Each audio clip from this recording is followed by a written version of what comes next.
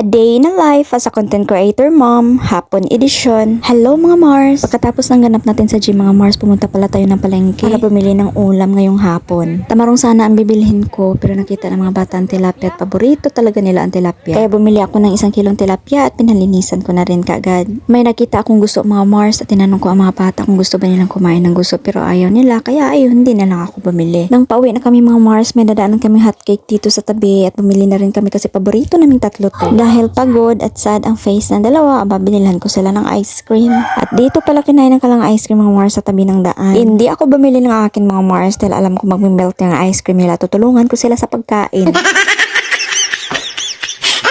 Sharing is good, di ba mga girls? Aba mga Mars, may kapalit ang ice cream natin. Household chores is household chores. Pinadili ko sa Tiana at si Yara naman ay pinawalis ko. Yes mga Mars, si Yana at Yara ay sanay sa gawaing bahay. Hindi lang naman pagdidilig at pagwawalis ang alam nila mga Mars. Marami pa yung alam dito sa gawaing bahay. At habang sila ay nasa labas, ako naman ay nag-prepare ng para sa hot compress natin. Dahil sumakit na naman natin damdamin mga Mars, painitin natin. Estipuson pala mga Mars. Hay nako, iwan ko ba bakit hanggang ngayon hindi ito mawala-wala. Nagsasuffer talaga ako nito monthly mga Mars. Mabuti na lang pumuti ang ating kalagayan mga Mars. Bumangon ako at nagprito ako ng tilapia dahil magdi-dinner na kami. Ang sarap sana sa pakiramdam pagbangon may ulam na at kakain na lang no. Pero wala man tayong katuwang dito na siyang gagawa mga Mars. Kaya bangon at magluluto na tayo mga Mars. So at yun lamang po. Maraming salamat sa panonood. Till next video. Byeers!